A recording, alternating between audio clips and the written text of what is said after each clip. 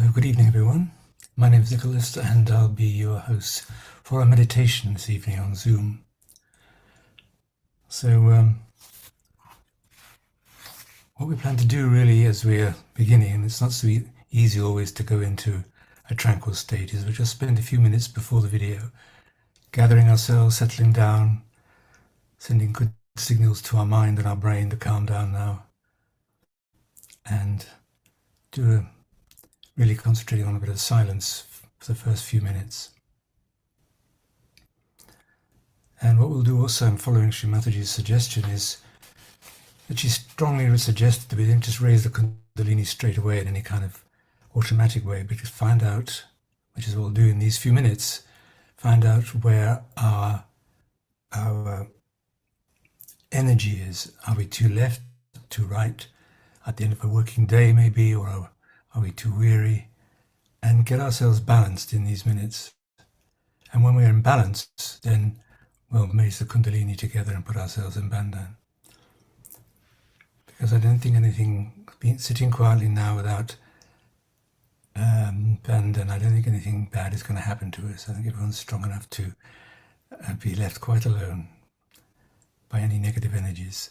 So we'll just sit quietly for a few minutes. I'll play a little track about silence from Shri Mataji, so don't be disturbed by it. It's not a video track, it's just an audio track, just to help keep our attention on why we're sitting quietly, and to give our busy minds a reminder that the aim is to still the mind, to slow the thoughts down, and to eventually find that silence, which is quite difficult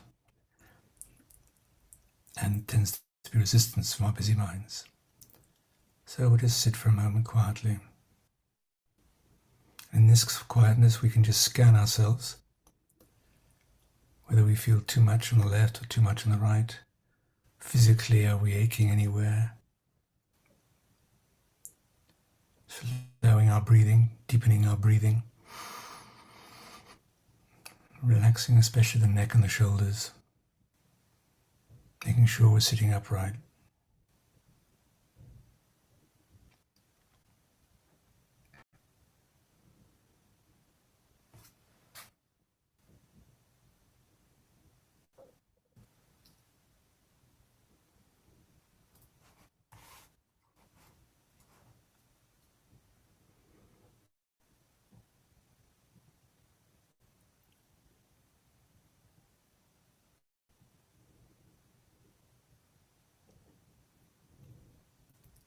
And when we stop thinking, we can't fight the thoughts, but we can detach. When we go into silence or try to aim for silence, we're then automatically detaching from that stream of thought and those calls to action, to do things or not to do things.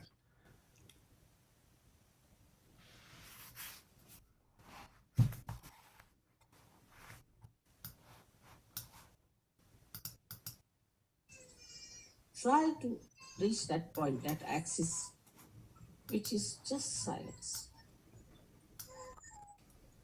And this silence will make you really powerful, because this silence is not only yours. When you are in that silence, you are in the silence of the cosmos. Silence of the cosmos. And the silence of the cosmos works for you. You are in connection with that cosmic power, we can call it. It's more than that, is divine power, I should say. Divine power which is working all the cosmos.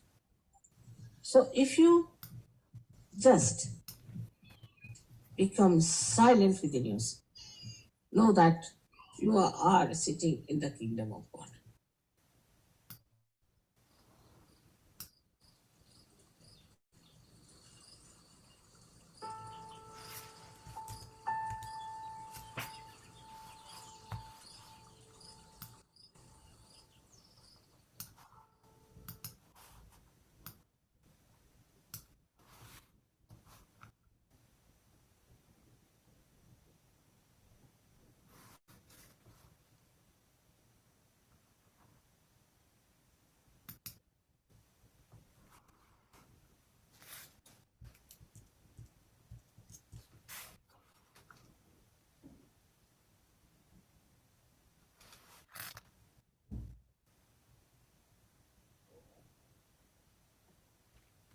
So we can just absorb that for a moment or two.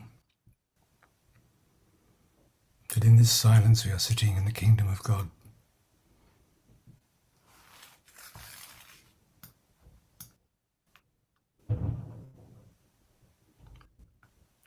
And there we get connected with the whole cosmos.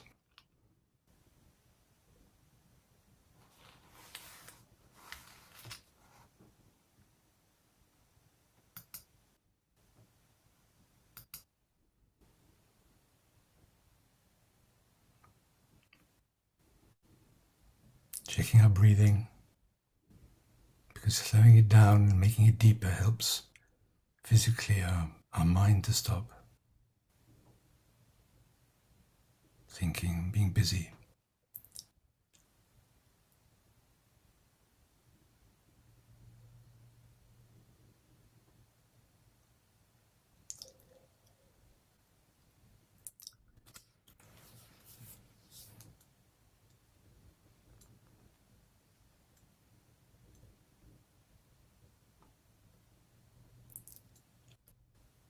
And we know that we can't think of two things at once, so when the thoughts persist in coming, you can just say inside, not this, or I forgive, or I forgive this thought.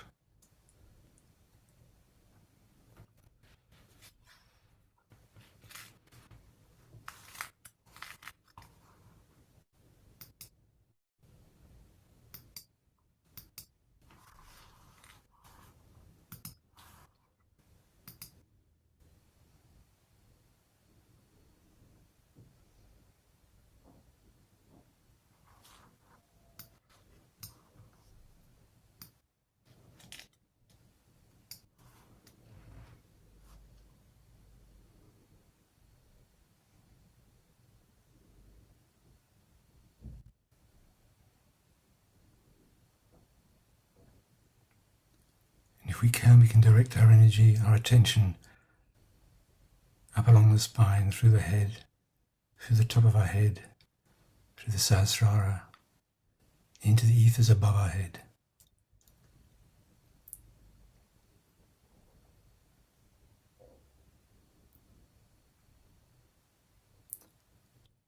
Where in fact we all become one. We all get connected to each other.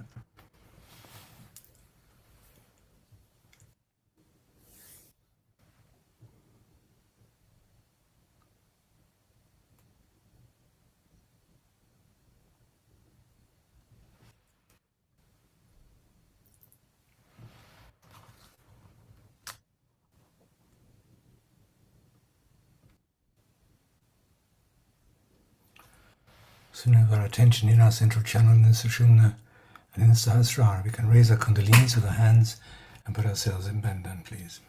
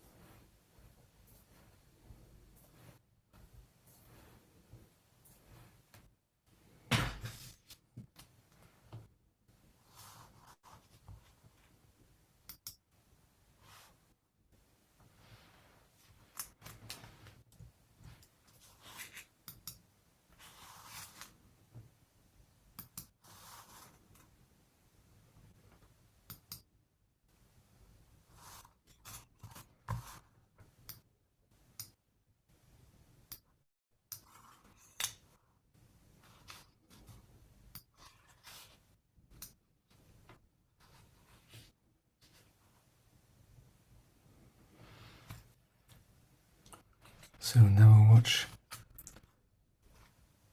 some extracts from Talk by Shri Mataji.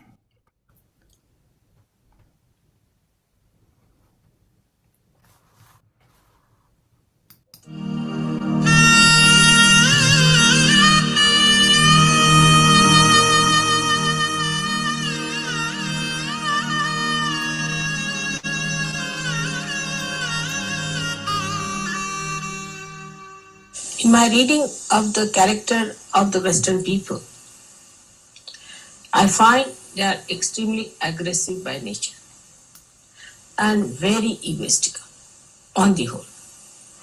One should not feel that I'm saying about you, but I'm saying you are Sahajogis. You belong to the kingdom of God, but I'm telling about in general.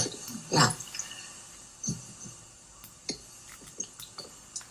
while I'm talking, keep your eyes open. I don't know why people close their eyes. I can't understand. It's only the Mother Earth that is beautiful, because it can create so many varieties, so many dramas, so many plays. Any other element, if you see, has nothing in it. So it is she who can create. So we should take to the motherly quality more and try to bind our Guru principle through that motherly, beautiful, creative power, so that we make our presence very agreeable, very congenial, very beautiful, full of interest and varieties. Every time new flowers, every time new fruits, every time a new design. As Kundalini is made of Mother Earth, we are quite capable of doing that. There are gurus and gurus and gurus, but no one so far is such a master as you are of the Kundalini. If they were, they would have given realization to thousands. Why? Because your mother has penetrated into your Guru principle and has risen your Kundalini, has given you powers to raise Kundalini, breaking your seventh chakra so clearly. That never happened with anyone. Even incarnations could not do that to the masses as you are doing. The Kundalini is flowing from your hand. The Ganesha is active in you. But it should never give you the ego or the sternness or the heaviness of the sea. But it should give you the beauty of the Mother Earth. Mother Earth is always bigger than the sea, because she has to contain the sea. Sea can never be bigger than the Mother Earth. Sometimes it looks sea bigger, but sea is contained in the Mother Earth. It cannot go beyond. So Mother Earth is always greater, bigger, wider than the sea. So one has to understand that when Kundalini has risen, you have become all the 7 chakras and not only the Guru chakra.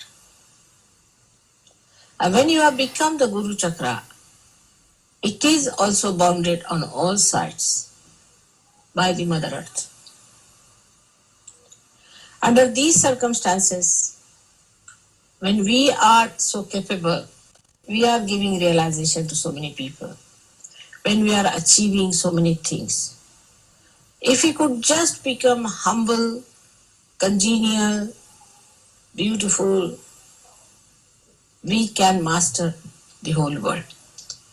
But I find in the styles of Sahajogis, especially in the West and westernized Indians, there is so much of ego still expressed in their talks, in their behavior. They are not capable of it. To see, I think, sometimes. But better see it. First, you may have to act as we do. Maybe. But you must learn that way. If you do not understand that all your leadership, all your Guru Tattva depends entirely on the loving capacity of your mother, her patience. I get angry, but perhaps once in a 10 years or 12 years, something like that. Seldom. That's better.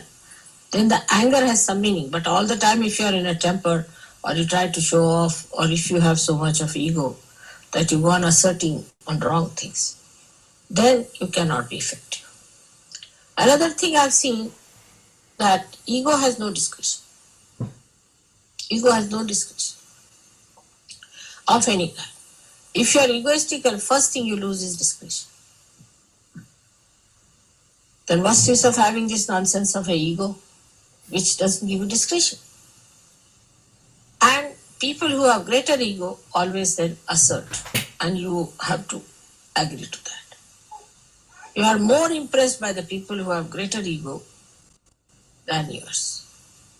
And you like the people who are without any ego, so you can oppress on them. But the discretion part is very poor. That you can see. The other day, one guru had come, one gentleman had come, and he has given some mantra. It's by his guru. Now he can't hear anything against his guru. Why? Because his ego has chosen that guru. Because the ego has chosen, how can the ego be wrong? And ego is always wrong. Invariably it is wrong.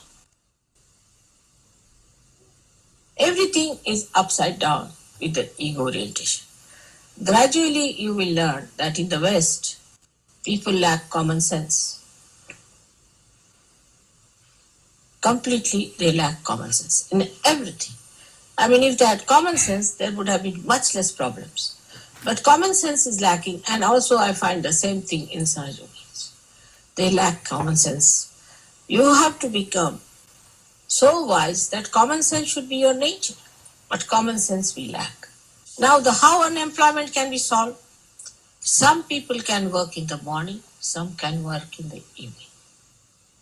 Now, those who are working in the morning, the ladies could be in the house, men could be outside. Then the men come out in the evening, they can do the household work. Ladies can do in their house, or when they are in the house, men can do creative work, like making statues, handwork, handmade things. So everybody gets employment. They became more creative, much happier people. And so easy to solve the problem. But there is unemployment. Because of unemployment, there are so many problems. Very easy to solve the problem of unemployment. You don't give any social security or anything. You give them their pay and let them work for shorter time. If you make them create things and sell them, they have more money. Or they can have nice things around them. Otherwise, you can have horrid things like that.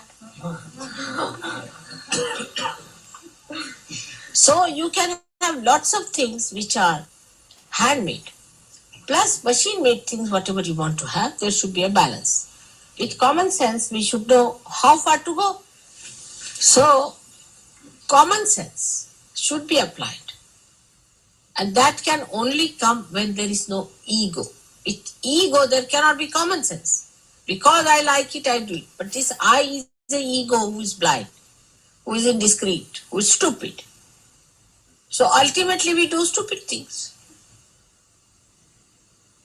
There should be common sense, which one can learn by getting rid of this. Now, people say, Mother, how to get rid of ego? It's very simple. You have to move left to the right 108 times in Sahaja Yoga. You have to forgive people in Sahaja Yoga. And you can watch yourself. First of all, see, do you watch others or you watch yourself? First of all. Like there was a lady traveling with me, very old lady. And she said, this man is handsome, this man is not handsome, this woman is good looking, she is pretty. That I was looking at her. I said, this mad woman, she will go really crazy by the time we get her. She goes on looking into every person, judging everyone, who is handsome, who is not. And everybody whom she called handsome, I found him ugly. So I gave up. I said, you better decide. I never tried these things. We have to be gurus with the mother's influence on us. all the time the mother controlling us, the mother guiding us, the mother making our banks, mother making our maryadas. So the motherliness is your blessing. Today you are raising your Kundalini because your Guru is a mother. Otherwise you could never have done it. And that is why motherliness is so important. One of the reasons perhaps why the Sahaja-yogis run away from the leaders and sometimes from the people who want to have followed maybe that we do not know that they are just entering in, just opening out. So try to be kind, just hatching. The little chicks, you see, will die very fast. You have to handle them very, very carefully. I'm saying this after so many years of not saying this. And I'm requesting all of you, try to develop, sit before the mirror and try to act like a mother. Let us say, practice it. Try to be nice, kindly, gentle, patient. If you want to spread Sahaja Yoga in the West, we have to do that.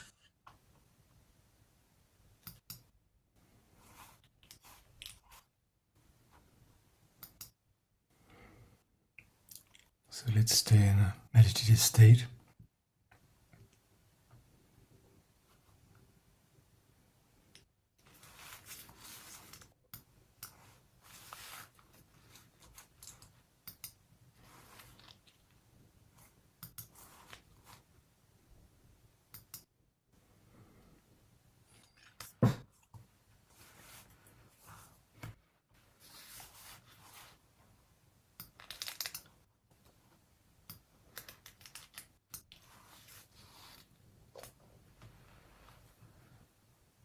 So one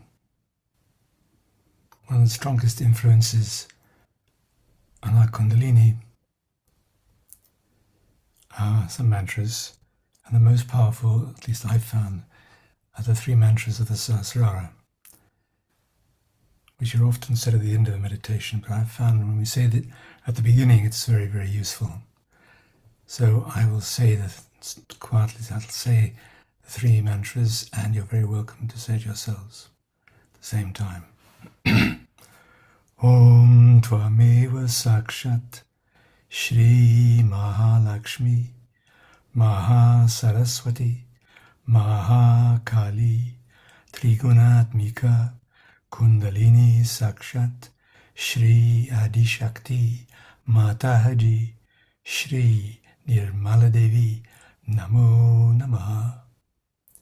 Om Tvameva Sakshat Shri Kalki Sakshat Shri Adishakti Mataji Shri Nirmala Devi Namo Namaha. Om Tvameva Sakshat Shri Kalki Sakshat Shri Sahasrara Swamini Moksha Pradayini Mataji Shri Nirmala Devi Namo Namaha.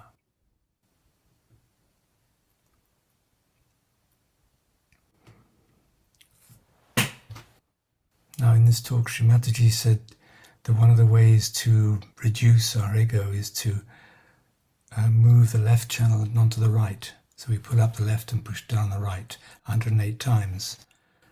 So we can all do this together. We'll all probably do it at slightly different times. So when we finish, we'll just sit quietly and continue. Just wait for everybody to finish. So let's start by raising up our left, pushing down the right 108 times each.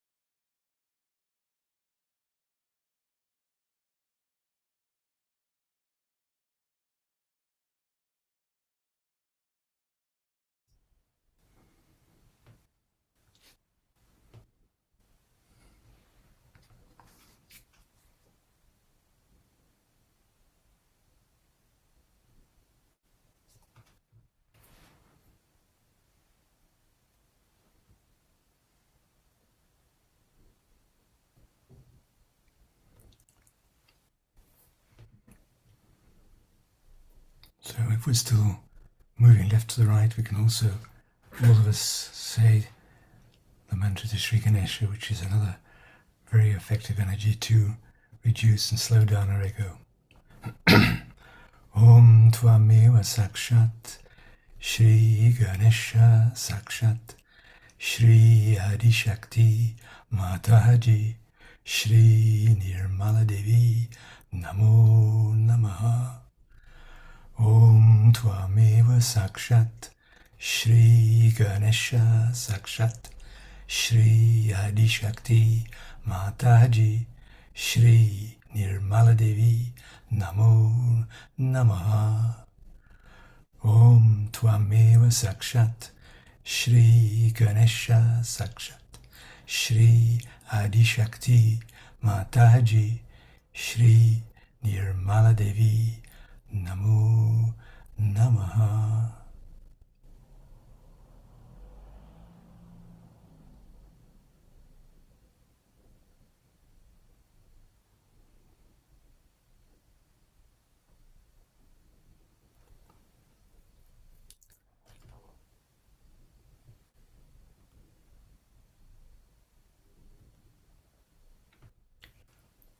So that obviously we know about the quality of innocence of Sri Ganesha, which also confronts the negative energies and loud energies, attention-demanding energy of our ego.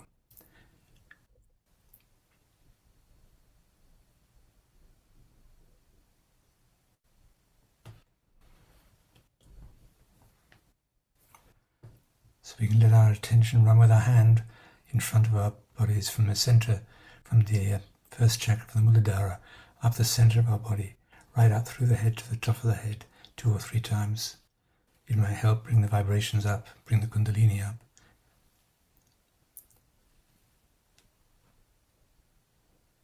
Help keep our attention in the Sahasrara, where we can all meet.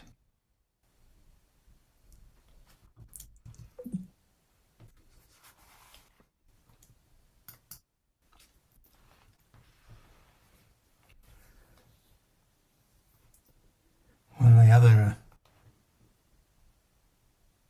ways of bringing down our ego that Shrimadaji mentioned was to forgive.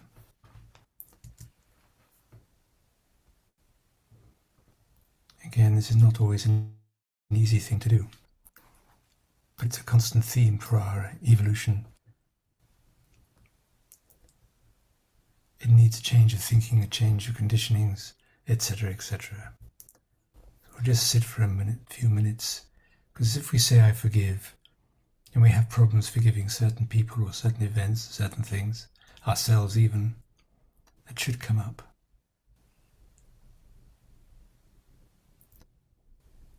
And that's where from our Sahasrara we can just shine down the forgiveness, if not us from ourselves, from the divine energy that runs through us now.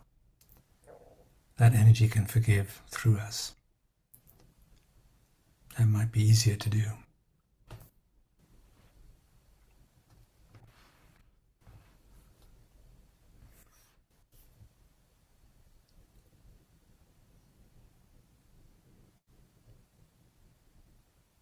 Especially forgiving ourselves, and getting out of any guilt traps.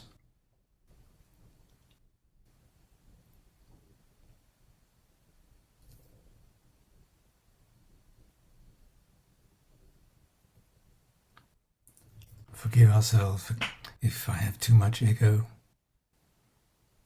if I'm controlled by the ego too much, if I follow the I want, I like too much.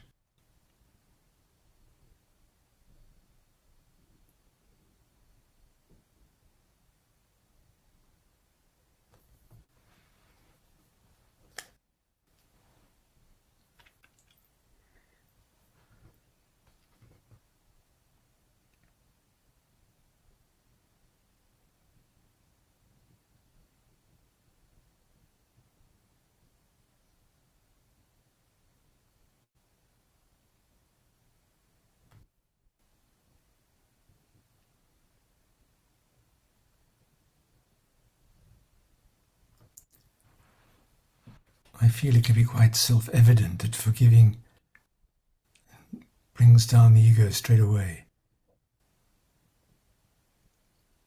In some cultures or conditionings, to be innocent or to be forgiving is seen as a weakness. Kind of heroes don't forgive, they get revenge kind of thing. So we need just to be able to realize forgiveness is a massive strength.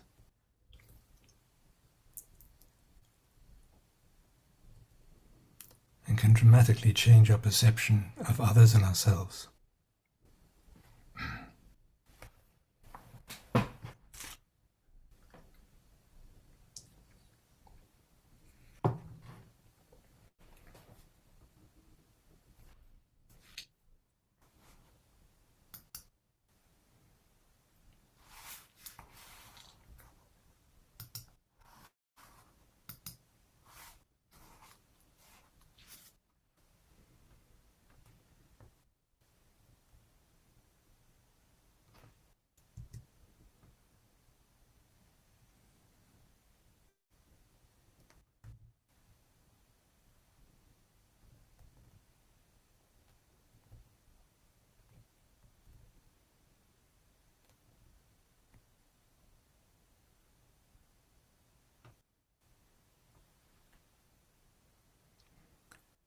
The other quality that Sri Mataji wanted us to develop was what she called motherliness, which is having the quality of a loving mother, which of course she was. Now some ladies present might know exactly what it is to be a loving mother. Of course, unfortunately, the males do not know and never will know. They can be loving fathers, but the mother has a completely different feeling and aspect and energy altogether. But what maybe all of us can do, as she said, is to be gentle, to care for them, especially new people I think she was referring to care for them, understand them, look after people, be patient, kind, loving. So maybe we can sit now for a few moments looking into ourselves and what qualities of the mother we can have and we can manifest.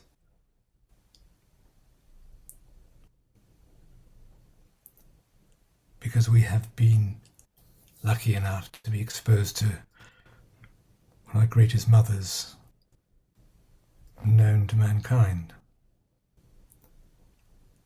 And we can take our cue from her, from Sri Mataji.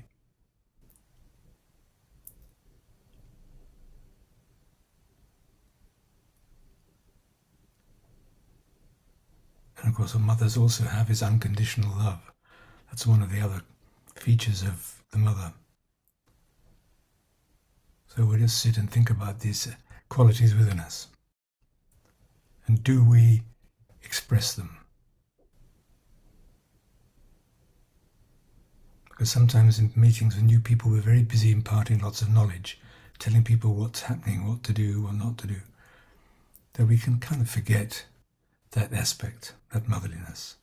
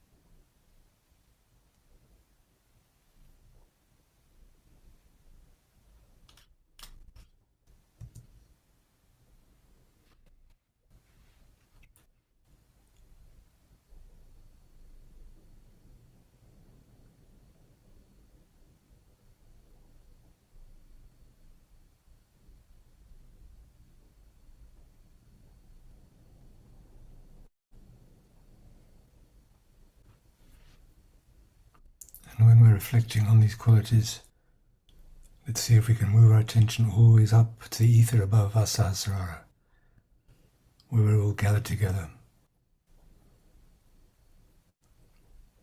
even through Zoom, and all the space between us.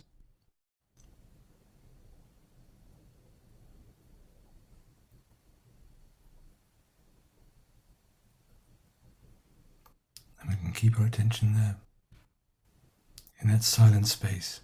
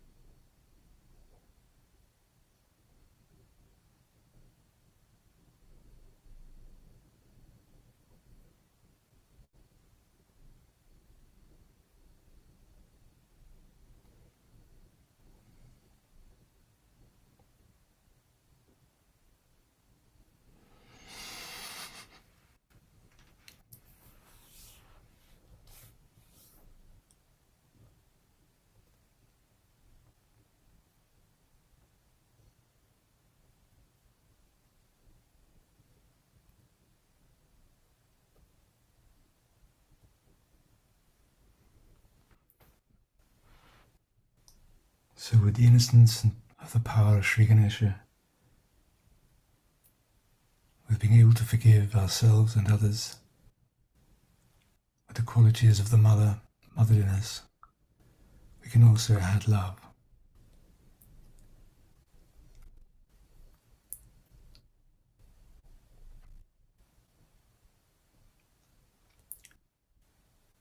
Which Shri Mataji showed, she could love strangers, she could love all people everywhere. She had that quality, which is not easy, to love people who just come along or you meet or around you. You can love your children and your family, but it's not easy just to extend that love towards all. So it's important also to love ourselves. It's not in any way narcissistic or vain, but to love the spirit within us, that quality that brought us all into Sahaja Yoga, into looking for our own personal evolution and our connection, our yoga. To love that part of ourselves, which is a very quiet voice, very gentle. Because loving ourselves can remove a lot of the so-called enemies of our progress.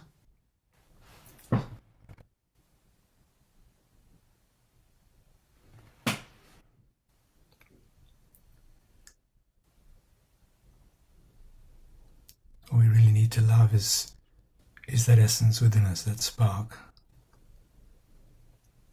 that true part of ourselves, the true self, or our higher self, or the spirit, call it what you will.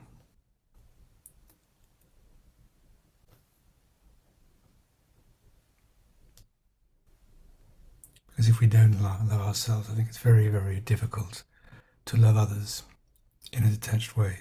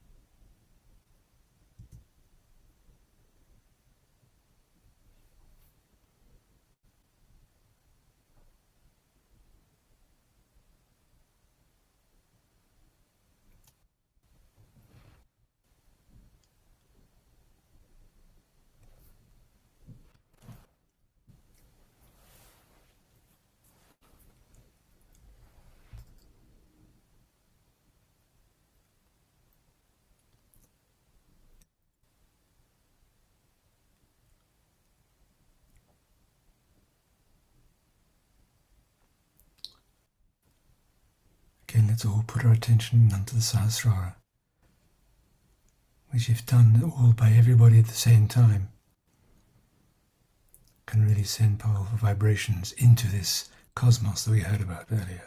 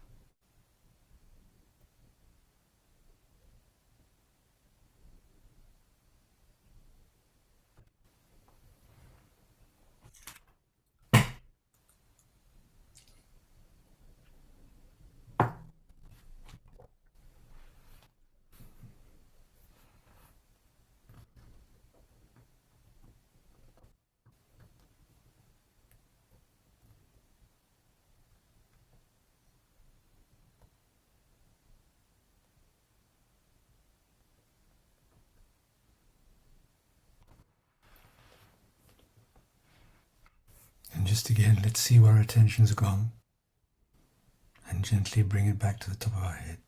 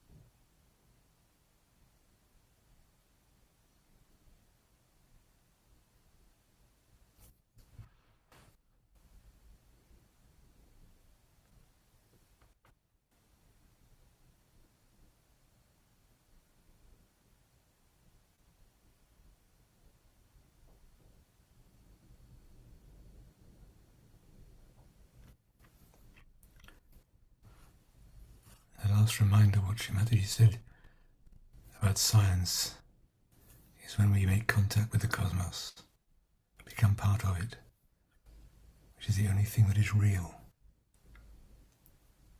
Meaning all our thoughts are not, all the other things that occupy our minds are not. So in this silence, we're at one with reality, truth.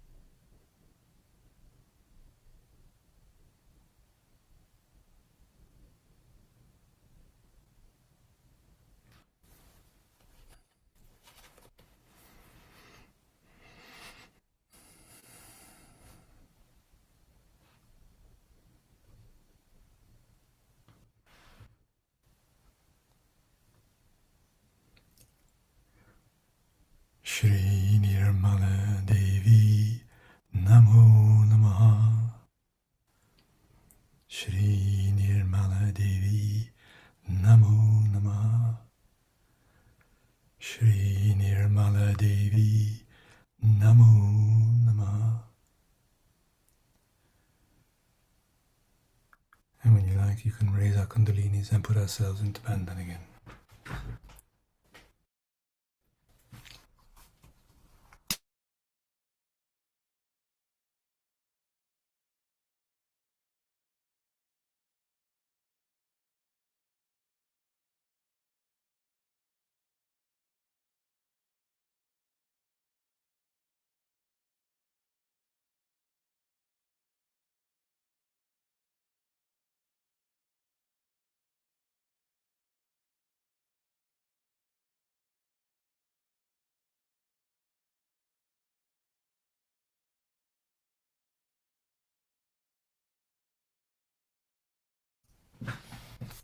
Jai Shri Mataji.